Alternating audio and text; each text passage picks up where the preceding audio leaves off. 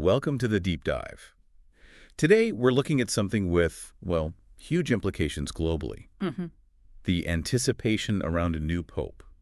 What could that mean for Christianity and maybe even the wider world? We've been digging into a conversation between two people, John and Michael, who are exploring exactly this. Right. And our mission here is really to cut through all the speculation and pull out the most insightful ideas about what a new pope's priorities might be, what direction things could take. Yeah, sort of a streamlined guide, maybe getting to the heart of it without getting too bogged down in every little detail. Exactly. So you get the crucial factors. Yeah. Okay, let's jump in. Well, what's interesting immediately is just the anticipation itself. You know, it shows this deep hope for renewal, for positive change that people often attach to new leadership in such a major institution. That's true. It's a moment that feels, I suppose, full of potential, as John and Michael were saying. Absolutely. And it seems they pretty quickly homed in on what they saw as the absolute bedrock. Love and unity. Michael especially seemed to feel that everything else has to flow from that. He kept connecting it back to, you know, the core of Jesus's message. Okay, so starting with love and mercy as the main focus. Yes, paramount. And specifically, Michael highlighted trying to foster more unity across all the different Christian traditions, Catholic, Protestant, Orthodox, the whole spectrum. That makes sense. If Christianity itself presents a more united front, that could have ripple effects, couldn't it? Potentially, yes. Internally, stronger unity could definitely translate outward into maybe better global understanding. Right.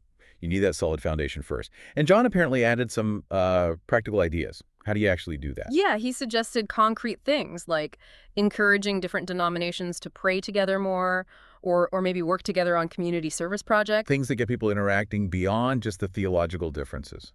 Precisely, building actual connections through shared action. And Michael added another layer there, talking about cultivating empathy, really trying to understand where believers from different backgrounds are coming from. Understanding and maybe sharing the feelings of others, as he put it, that feels important.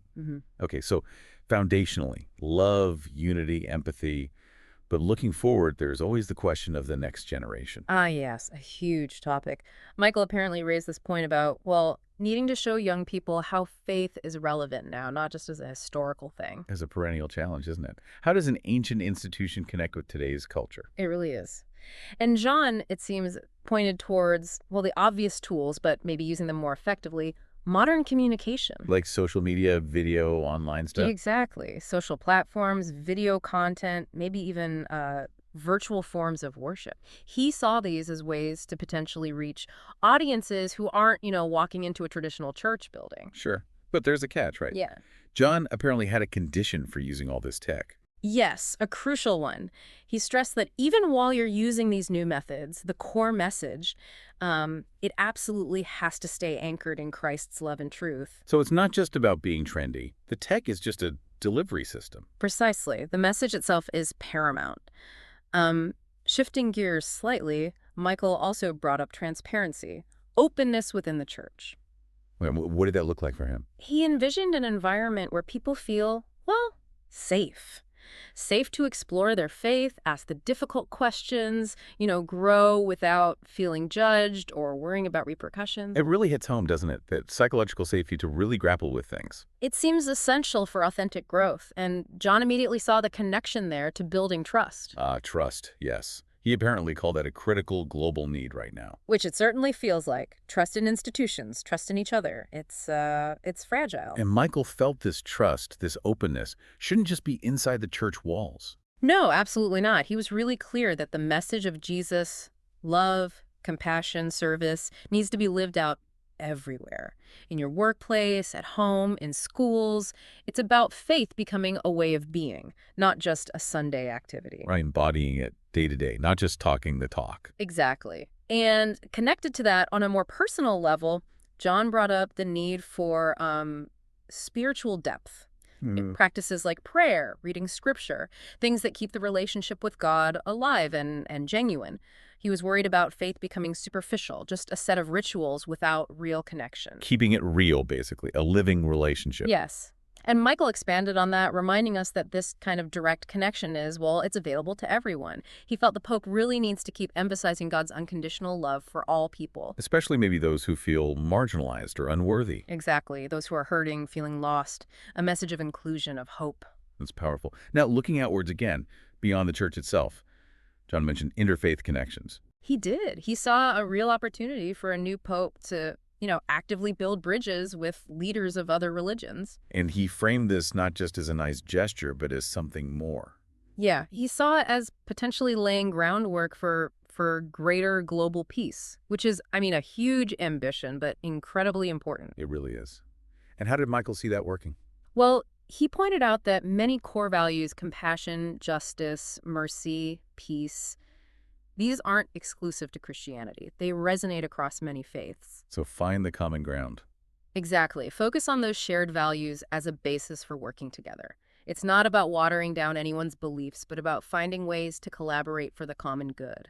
And John saw this as important for the future. Yes, very much so. He felt these efforts are crucial for shaping a more peaceful, more understanding world for, the generations coming up behind us. An investment, really. Investing in a better future makes sense. And then Michael brought it back to something very practical. He basically said, look, words are fine, but actions speak louder. How so? He argued that tangible things, actively helping the poor, responding to crises, supporting the vulnerable, these demonstrate God's love far more effectively than sermons alone can. Putting faith into action, seeing is believing, perhaps? Something like that. It has to be lived, not just spoken. It really does seem to tie together, doesn't it? This idea of lived faith, outreach, unity.